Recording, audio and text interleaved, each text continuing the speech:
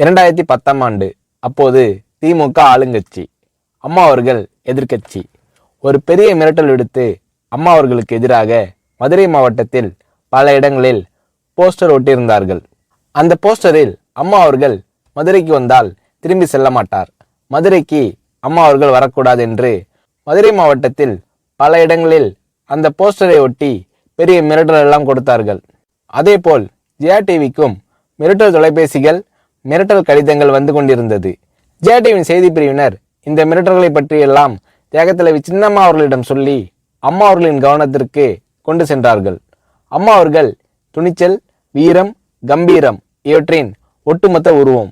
அதனால் புரட்சி தலைவி அம்மா அவர்கள், நான் மதுரைக்கு போய் தீருவேன், பொதுக்கூட்டத்தில் பேசியே தீருவேன், எது நடந்தாலும் எதிர்கொள்கிறேன் என்று சொல்கிறார்கள்.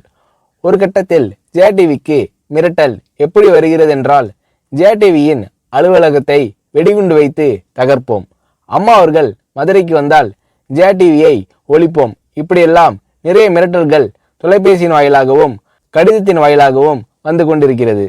இந்த மிரட்டல்களை எல்லாம் கடந்து அம்மா அவர்கள் மதுரைக்கு சென்று பிரம்மாண்டமான பொதுக்கூட்டத்தில் லட்சக்கணக்கான மக்கள் மத்தியில் எழுச்சி உரையாற்றும் போது, ஒரு எதிர்க்கட்சியின் தலைவி என்ற முறையில் என்னை நீங்கள் மிரட்டுங்கள், ஒரு எதிர்க்கட்சியினை நான் நடத்துகிறேன் என்பதற்காக கழகத்தை மிரட்டுங்கள், ஜெயா டிவியை எதற்காக மிரட்டுகிறீர்கள், ஜெயா டிவியின் அலுவலகத்தை நீங்கள் தகர்ப்பீர்களா, ஜெயா டிவியை நீங்கள் ஒழித்து கட்டிவிடுவீர்களா, பார்க்கலாமா, ஜெயா டிவியை ஒழித்து கட்டிவிட்டால் என்னுடைய அரசியல் குரலை ஒழித்து விடலாம் என்று கனவு காணுகிறீர்களா?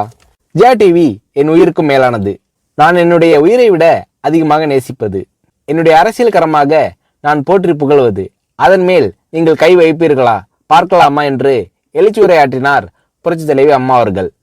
இப்படியெல்லாம் அம்மா அவர்களின் அன்புக்கும் மரியாதைக்கும் பாத்திரமாக ஜெயா டிவி இருந்தது.